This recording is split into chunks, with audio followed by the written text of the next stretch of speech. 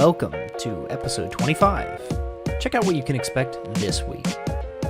And I think that one of the things that we have to be wary of? Yeah, we are weary of it, but we need to be wary of it. That sounded right. That was close. If you teach a class about tanks, you are my hero. Tag us on Twitter, because Josh wants to sign up for your class. If the kids are out there using Snapchat... Sorry, you sounded like the oldest person ever at that statement. If the kids are out there, if the kids are out there using the Snapchat, then it is that time. The High Tech Podcast. Welcome back, guys. Another week, another show, more talking between myself. I'm Josh. Hi. And I'm joined by Will. Oh, nice. Look that at was a wonderful laggy lag. That was like, should I say something, or is he just holding and waiting? Is he there, or is he That dead? was what are we doing? Yeah, did he freeze, or there's a story about me dying on a podcast, sort of. Dying? Almost. On a podcast? Back in the day. You almost died? Before podcasts were podcasts, yes. Okay. Yeah. So like a radio show? Well, it was a computer radio show, otherwise known as podcasts. It's known as a podcast. Okay, hold on. We do have an intro question, folks, but now you shouldn't have brought this up because I need to know. How did you almost die on a not podcast? On a proto. It was a proto podcast. Proto podcast, yes. A computer podcast. This would have been somewhere around 2005 or 2006. I was running an anime distribution website, and we had a radio show for the website. And I was in the middle of the episode. I did not have a nice fancy chair like I do these days that can rock and swivel and pump and move and do this and that. I was on a chair, and in the middle of it, I fell off the chair. But on the recording end, and like to my folks that were online, they heard this like huge crash bang whoop bam hoop ow crap moment, and all I hear from my headphones that have of course fallen off my body is, "Are you dead? Are you dead? Please tell me you just died on my show. Where are you?" You know, all this ruckus. So yeah. And I'm totally more focused on what the handful of people who listen to this are gonna think when they heard on my anime show. Anime distribution website. Thank you. Sorry. Yeah. Before we get to our question, one other note, just a fun fact, Will. I passed. So for those of you who don't know, because you wouldn't know because you're not following me around all the time, I hope. I was at the beach this last week on a vacation, which was great. It was cool times. Good. I rode a jet ski. Not well, but I rode it. Hey. And if anybody asks, my wife tipped us. Absolutely. As a true fact. Absolutely. Yeah. I believe that. And but anyway, I passed an anime store on the boardwalk. It was like an entire store just for anime. And I thought of you when I passed it. I didn't go in. Thank you. Because I didn't really want to buy anything, but it seemed cool. Hey, Christmas is a couple months away. I'm ready. It's the end of my story. Yeah, exactly. I'll go right back to that store. Exactly. Thank you. It's not like I can buy anything online. There's no places for that. Anyway, back to our episode. Josh, what were we talking about? That was impromptu. How many video games do you own? Yeah. So as if talking about anime didn't classify us as nerds enough, we need to explain how many video games we own, because we know you guys are wondering. So, so we just took a look real quick. For those of you who don't know, Will and I's tastes now, we both play games on computer. You have an Xbox, you're still living in the We both have a Switch. Hey, come on. Both have a Switch, that's true. I don't, You can't, well, that's a console. Don't even come for me like that. It is a console. Yeah. Oh, crap. I didn't even think about the Switch. I'm just going to say over 200. Okay, that's the number I'm going with because I'm having a hard time calculating. Yeah. So we opened up our Steam libraries while we were thinking about this ahead of time, and I at least know I have like 190 something somewhere, or 112. We're not quite sure on how Steam's categorizing certain things. So I have 109 active games, I guess. But I also have a Switch, and I have several of those. I've been playing Pokemon recently. I saw you got Sword or Shield, and you didn't tell me. Yeah, I got Sword. Yeah, sorry, I got it for we were going to the beach. I needed a video game to play. We need to trade, man. There's stuff you got to. Yeah, we do. I didn't know that was a thing. I've got shinies probably for you. Okay, well, yeah, we need to trade now. And this is where all the listeners drop off. No, I'm joking. Yeah, they immediately stop listening to us. I promise we'll get to educational technology at some point, guys. So yeah, I have a lot of those. and mainly other Switch games because I don't have any other console, and I think I got rid of most of my Xbox games. I think your 200 plus is impressive. Like, I would probably look at my lifetime games purchased and just ballpark 300, right? But if you own 200 right now, and we know you've had consoles before your computer, like, I don't even know what you've touched, right? Yeah. Now it's the computer I've had for years now, Yeah. so it's basically like you've gone through 2 consoles in the time that I've had my PC. That's a fact. So, yeah. I'm up at a solid 80 games on my computer right now. So between Epic's, Steam, and a couple of like individual downloads, yeah, I've got 80 on my computer. I still have a bunch of Xbox 360, Xbox One games, and then I have the Switch as well with that. So I'm gonna put myself at like 99 games. Very specifically, 99. In other words, what we were really testing people is who has more of a life, Will or I? The answer is Will. Not Josh. Yeah, so it's cool. If you listen to us and you respond on Twitter, you should tell us how many games you have. Ooh. I say this stuff now, and nobody's done it yet. So if you're listening, come on.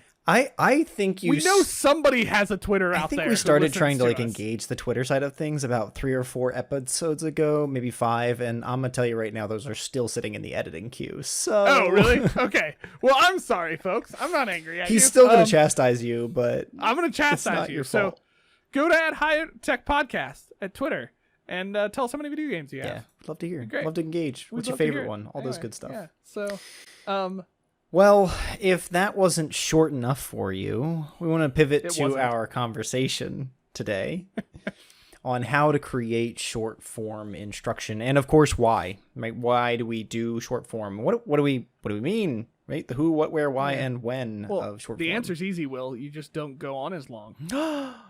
It's that easy? Episode done. Solid. Bye. Peace out. We're finished. That's all we got. Sign off now.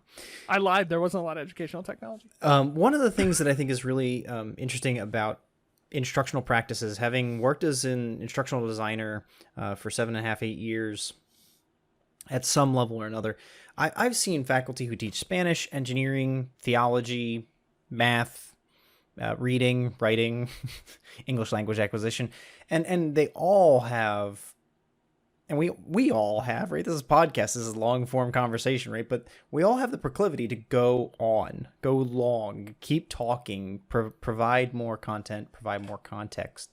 And I think that one of the things that we have to be wary of? Yeah, we are weary of it, but we need to be wary of it. That sounded right. That was close. Is the impact of like time on instruction. Like the more time you take to communicate something, the less likely it is to be clear, the less likely it is to be received and understood and held on to. And so we're just here to kind of say like, hey, a 30-minute lecture is still a 30-minute lecture. Do it. No problems. But another tool in your toolbox is this idea of doing short form instruction. And I'm going to say it's going to go from as small as what we might call micro learning, minute to 3-minute instructional content pieces. We'll get into some details on that, but like 1 to 3 minutes, upwards to 10 to 15 minutes, right? Like considering that you can package your learning content in those smaller time frames. You might still give all of your instructional content that you've packaged down into 10 and 15-minute lectures across an entire hour and a half or 3-hour class. Like I'm not saying you don't, like you just go in, talk for 10 minutes, and that's the end of class. No, I'm saying preparing a lecture content or a series of slides for 10 or 15 minutes, and then doing an activity, doing a collaboration, doing some group work, doing something else, and then maybe returning to another 10 to 15-minute bit. Do you see this kind of stuff in the online courses, like the sequencing of materials and the breakdown like that?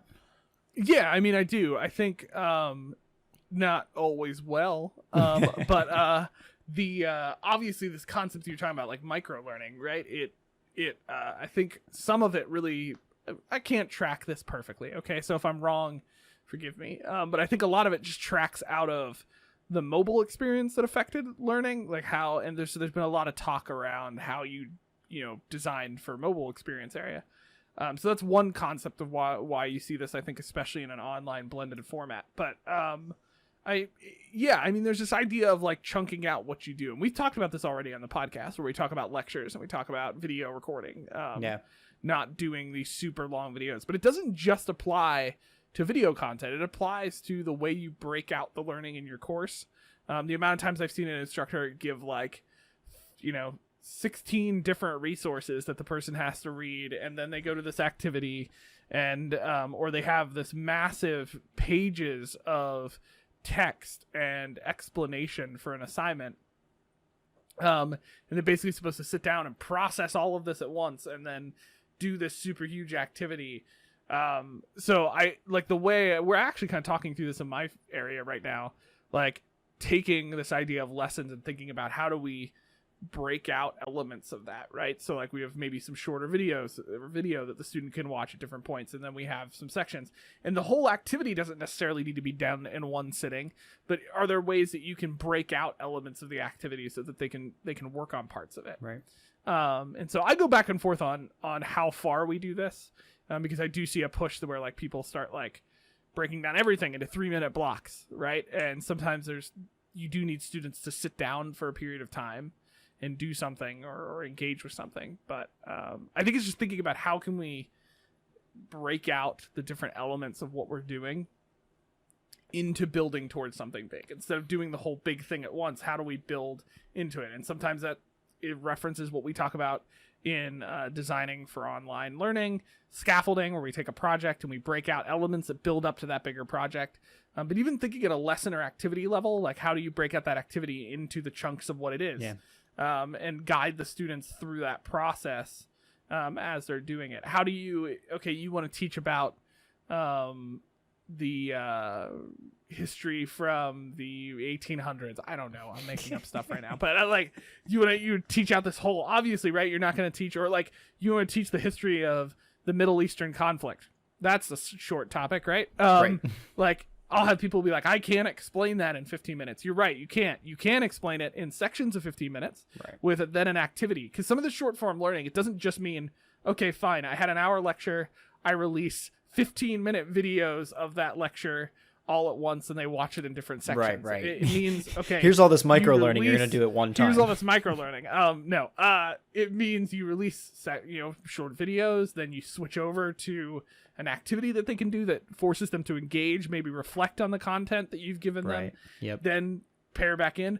And there's other science behind this to argue that like it's also good for people to move on topic, like change topic, change what they're doing every now and then.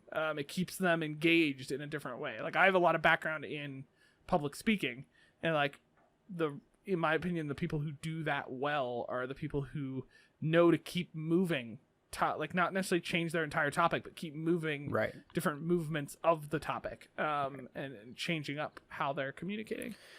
Well, and I think that the scaffolding metaphor doesn't get enough credit. Like it's a buzzword, but it's also like saturated. Like it's almost people just, oh yeah, of course we scaffold. Like no, seriously, scaffold. Like when you think about building a building and the metaphor that can be for curriculum instruction, like if you need a 3-story building, okay, you've got a plan there for 3 floors, right? But then floor 1 has to have all of its rooms. But even before you get to floor 1, you have to lay a foundation, and you might need a basement and some crawl spaces. Like there's so many layers to a building that when you scaffold, or if you consider designing the structure of a building, like that's applicable to academics and how we need to consider the fact that if I remember a class I took, a survey of American literature. It was from 1465 or the 1460s to 1776, I think. That was Survey of American Literature 1. And then Survey of American Literature 2 was post-revolution into the 20th century. Both of those are 300 years of history. Clearly, the instructors are taking some time to break that down into, micro learning or shorter form learning than just 300 years worth of content.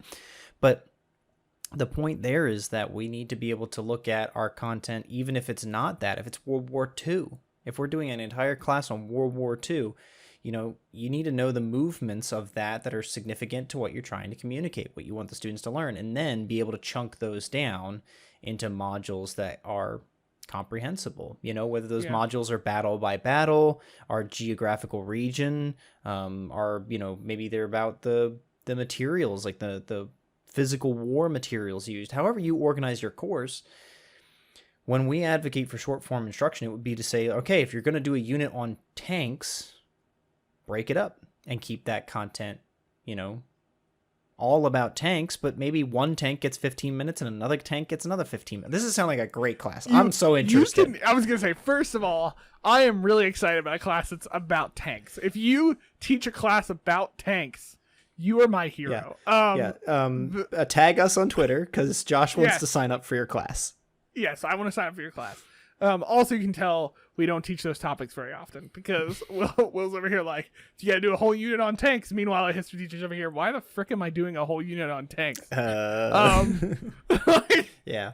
Anyway, somewhere there is. But no, the other thing I want to mention too is one of the things I think is the careful line to walk, right? So we've been talking about this both. I think, Will, you were kind of referencing in class, and I want to come back to that in a second, but talking about online specifically, if you're doing online teaching, whether you're doing, I think this is applicable to whether you're teaching in an academic setting or you're doing what Will now does in areas where he's doing e-learning in anywhere from corporate settings or things like that.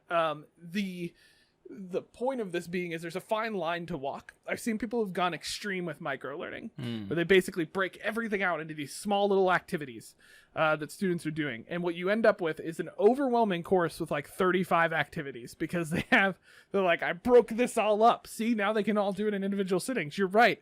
In individual sittings for the rest of their life, they will finish your course. Watch these 100 1-minute videos. What? Yes. What? What now? What? Huh? You also, and the thing to be careful That's is not the effective. side effect of that is you break up and disjoint things too much, right? So like you can break up content, but if you break it up too much, they lose connections between it, or they lose all of that. So there's and this is why design is difficult, right? This is why designers exist. Instructional designers, learning designers are out there to help faculty with this because it's not easy. It's not something that's taught in your area of interest. Like an engineer is not taught this necessarily about instruction or curriculum, right? So it's important to have folks like us that are alongside of you to help with that. But it's actually like, spoiler alert, we are planning 2 upcoming episodes where we want to dig into this and kind of show some ideas about how to be designing. Because if we just tell you today, go out and create short form instruction, here's some ideas, cool. We do believe it's helpful. That's why we're doing it. But it still does leave you asking, how? How should I actually do this? What should I do with my class on tanks? Yeah, and that's I think it's interesting because this connects to some of what I'm doing in like the team that I work on in our work environment. Like we're working through kind of a model of how we deal with all of this, and I think some of it is just like it's finding like where it's finding how to just walk that line carefully. I think the biggest question I think I'm starting to learn to come to all of this is, okay, what is it like in that unit? Like, let's just take a week, right? What is it that student, the big question, the big thing they need to wrestle with or deal with and they need to learn? And then how do we break it up so that they get progressively towards that, like a journey almost? Yep. And that's where, like tying this back to our video game question, right? Like people make fun of video games.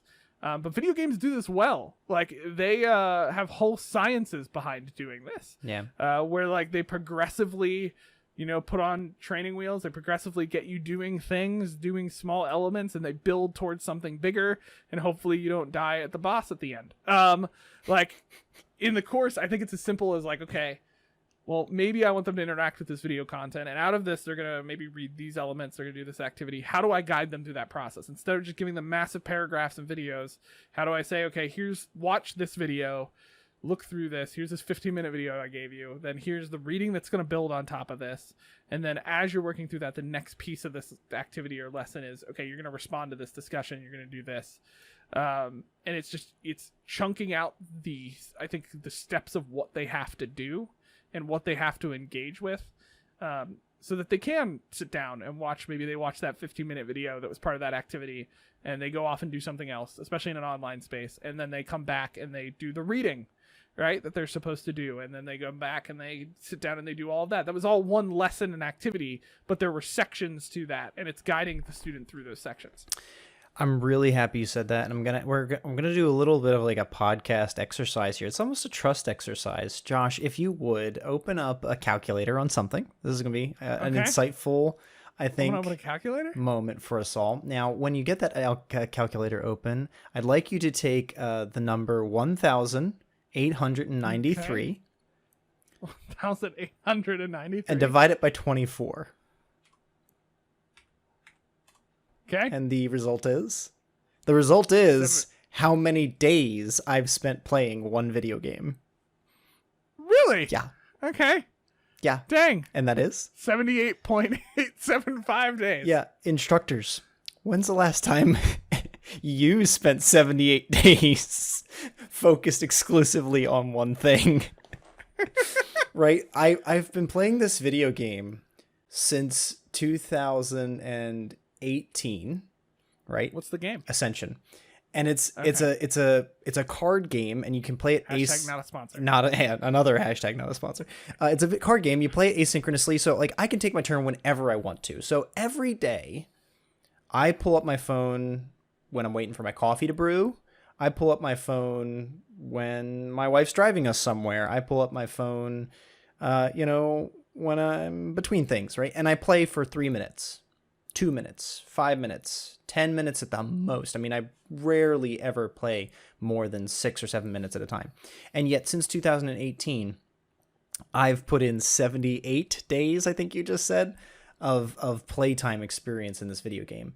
No, it's not one-to-one for academics. I'm not advocating even that your students should spend 78 days of time on your content. Nobody should. But if you take the I think helpful comparison here is that if you give your students micro learning, they can get to the bigger picture through the same practice, right? And so one of the inspirations for this very conversation was this idea that I spoke on a while back, involved with a learning management system we used to use.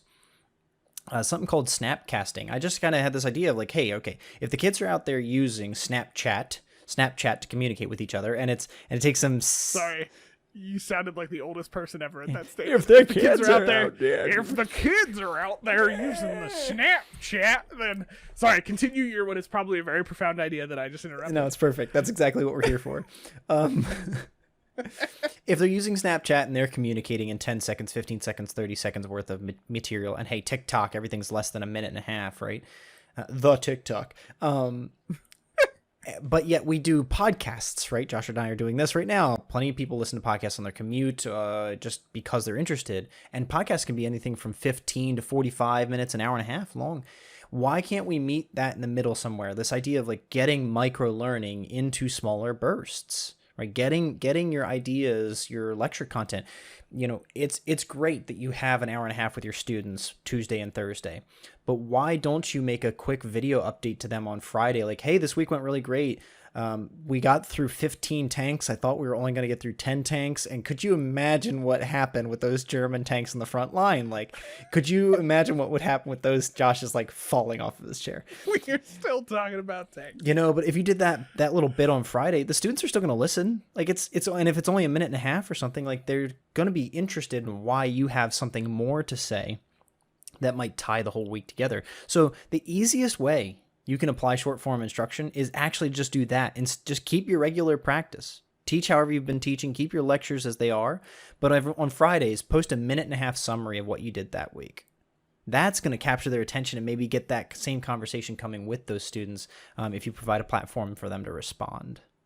Yeah, and all of this, we've referenced a lot about their times and what they're referencing, and Will and I are coming a lot from an online perspective blended where you've got students who are doing things at home, they're doing things in their dorm, they're not sitting in the class with you all the time. Some of the content they're doing is outside. But this isn't just about their schedules. It's about how people process information. It's about how people learn. It's they don't while there are plenty of studies to show this, and it's like we ignore it. To show that yes, people can take things away from very long lectures and things speaking. But the ability for people to take things away from that depends a lot on how good the person is at speaking, like public speaking. And a dozen other variables. And And the longer you go, the more of those variables are important. Yes.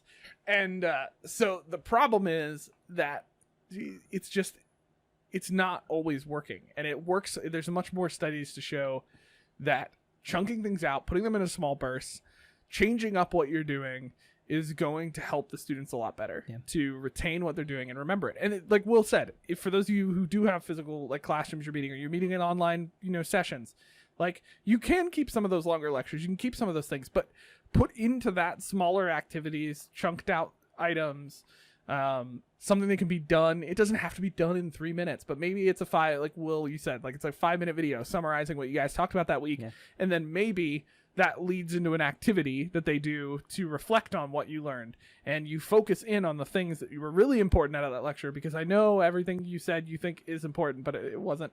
And so focus in. And even as important as it all is, who likes talking.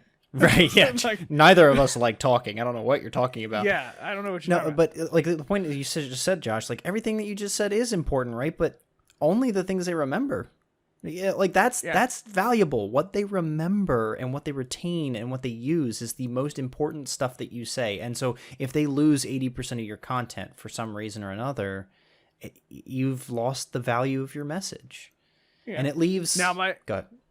No, go ahead. I was just going to start a awful transition pun. So if you've got something relevant to say, I'll do the pun later. One last note, right? Okay. Just again, practical illustration, which is you do a lecture on 12 tanks, what 6 of those tanks? This is not what that's I feel attacked. What 6 of those tanks were most important for the next thing you're going to talk about? Give that 5-minute summary of that, and then have them work through. I lost it. See, I had a great illustration. It fell apart. So with the concept of talking about smaller things, right? Doing little things. We decided for this episode that we were going to bring in some what we call honorable mentions. Okay. Now, if Will and I were better at podcasting, we'd have a button, I'd hit it, and it'd go honorable mentions. Honorable mentions. Okay, that's what you're getting right now. But basically what we mean by honorable mentions are, these are tools or apps that were not big enough to warrant a whole episode section by themselves. It doesn't mean we don't love them. It doesn't mean they're not special to us. Yeah. It doesn't mean that we're not going to use them. It just means they're kind of simple. And there's not a lot to talk about. Most of our apps are, Labrador retrievers. These are teacup poodles. These are teacup poodles. Yeah, it's a thing. Okay, I guess. A small dog. A very small dog compared to a big dog. Small dog, yeah. Well, some of the episodes some of the apps we talk about are like big burgers, okay?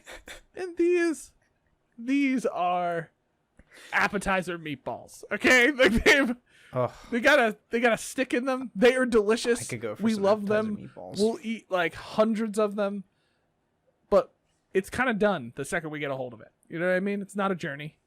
Yeah. It's a short experience. So with all of that wonderful explanation that I'm sure everyone needed, and with super short form, Will, why don't you talk about your first honorable mention? Because we have 2, right? Yeah. And each one you and I have some experience with, but one you have more than I do, and one I have more than you do.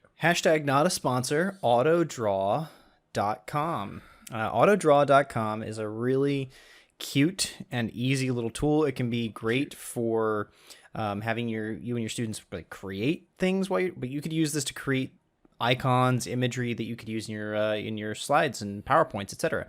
AutoDraw, very simply, is a website where you can use your mouse, or if you had, a touch iPad or something like that, something with a stylus, you could hand draw on it, but it will take whatever you crudely draw and suggest to you vector images that look like what you've drawn.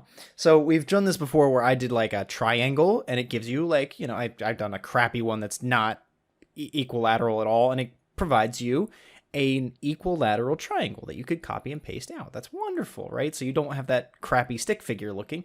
But it also, like, if you put some lines in the triangle, it'll suggest to you an image of a pyramid. So these are all black and white, small, like, icons, vector graphics. They're not pictures. It's not like generating, AI deepfakes or something. It's just like, hey, if you draw a crappy little stick figure, it'll suggest to you a black and white stick figure that you could use instead. So I just think it's fun. I mean, there's some AI that's happening there that's really interesting, and you can play with the algorithms to see if you can, like, make it do a hat versus a camel or a beaver. Like, I don't know. But the value, I think, is definitely for, like, creating instruction. It makes it easier if you know you want something that looks a little bit like this. You're just not a good drawer. You can start drawing like what you want, and it'll give you something you can put on your PowerPoint or your slideshow. If you're just a note here, I'm testing it as you're talking because I enjoy playing with it. I just drew the worst gaming controller in history. Perfect. And the GameCube? It immediately picked it up. Yeah, no, like it was a bad controller. I mean, although I will say my drawing of a controller kind of looked like a GameCube controller because sorry Nintendo, but whoever made the GameCube controller was using crayons and was high. Amazing. But it immediately picked up the controller. It was really cool. I drew like an animal that had a tail and a head, and it immediately gave me a cat option. Perfect. It was cool. It was it's like you said, it's using kind of AI to pick up and make suggestions, which is kind of cool. Could be fun to do for, like, testing AI as an academic purpose. It could be fun just to have, like, prep drawing stuff, like see if your students are getting better at drawing, if they can get the AI to pick up exactly what they're trying to do. Again, you could just use it for, good icons, good imagery in the work that you're creating. So I can think of some fun ways to use it. It's free. It's just a website, autodraw.com. No credentials, no crazy stuff. That's it. That's why it's an honorable mention. It's something that I want to make sure is out there. I would definitely share with folks who were trying to use it, but it's really not something that's going to take a whole lot of information. Yeah. Accessibility concerns, right? It is visual arts. It is visual graphics. So I'm not sure how it would play if you had a student with a disability related to eyesight, etc. But there's definitely ways that you could, I think, modify or accommodate that if needed. Cool. Yeah, so very fun. Go test it out. I was having a good time seeing how horrible I was at drawing. My honorable mention is called wordclouds.com. Not a sponsor. Not a sponsor. So again, simple tool. It's just a website. And have we mentioned word clouds before? I don't remember. We talked about that. Answer Garden as a concept. Answer Garden. That's right. So Answer Garden. We talked a little bit about that. We did an episode on Answer Garden. Yeah, sure. So we talked about some word clouds. So wordcloud.com was another one that came up when we were talking about word clouds that we were going to do, and then we decided not to. Because it's pretty simple. Basically, all you do is you go to the website. You can add in text, upload a Word document if you want, anything like that. And what it will do then is create a word cloud file for you. So it's just an image. And the student in it, using it, can specify what size it is, how many words it's picking up. Like you can tell it to do less words. So it'll make the word cloud smaller, stuff like that. They can select font styles, things of that nature. They can theme it, all that type of stuff. Yeah. So it can be very useful for obviously a lot of different reasons, from trying to get main themes out of brainstorming with people, taking documents. Like I've seen people use it as in-class shared notes and having students upload it to get common themes out of the notes. Things of that nature. There's a lot of different reasons. We've already kind of talked a little bit about how word clouds can be used, so I'm not going to go into a ton of detail in this episode about it. But what you just said immediately has me thinking, like, some of my favorite poets. What would happen if I took a whole bunch of their poems and put it in there? Like, what would be the top words that come out of, like, Anne Bradstreet? I'm imagining Anne Bradstreet right in the middle, big word suffering. Right below it, a bigger word, sorrow. Like happy. That would not be on the words. Exactly. That would be what's there. I've seen it. I mean, like we have classes that have scripture and things that they're doing and stuff like that, and people put it in to get common themes out of it. That's cool. There's a lot of different ways you can use it. And I've seen people use it and they share it with, have students share it with each other so they can see common themes. a bunch of different things. We answer garden we brought up once because students could put in questions. You can see the major questions that they have. Again, similar idea. You could use word clouds to do a similar concept. The thing I like about wordcloud.com though is it's super simple. The website's been around for longer than I've been alive. Probably. I don't know. It's just there. It's designed to do just that, and it just doesn't does have any. Class. So yeah, this is the thing about honorable mentions, guys. The experience is short. That's all you got. Short form instruction this week. Woohoo! Short form instruction. So I encourage you to go check it out if you wanted to use word clouds for any reason in your instruction. Wordcloud.com is a great solution that you can send to students. If you want to draw horribly and it not be horrible at the end, go check out AutoDraw from Will. It's a good mention. I need it. I can't draw. So this is the tool that helps me create stuff that I want. I am bad at drawing as well. So I even need it just for circles. Like if I can't do good circles. Exactly. So go check it out. Again, like the wordcloud.com, just another mention to tie it back to our short form. Like that's a great thing to do if you want students to start preparing for writing or things like that. It's a great way to have them pull out themes in a text that they're working on or they're addressing.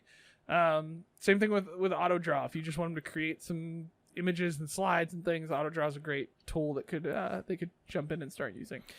So thank you, folks. We're trying to get better at this, so please do subscribe and leave reviews on your favorite platforms, Spotify, Google, Apple, etc. We really appreciate you listening and stay involved with us. We'd hope that you can share this with a friend and that it can help them. We know that we speak generally to faculty in higher education, but of course these tools and these ideas could help out your K-12 colleagues. Connect with us on Twitter at Hightech Podcast. The website is hightechpod.us. We thank you so much. That was at Hightech Podcast. Just in case anybody missed it when you did a high-tech on a podcast. A high-tech on a podcast. I don't know why I did that, but it happened. Until next week, when we come back to discuss again how to harness technology in the physical and digital classroom, this is Josh and Will. Until next time, see ya. See ya.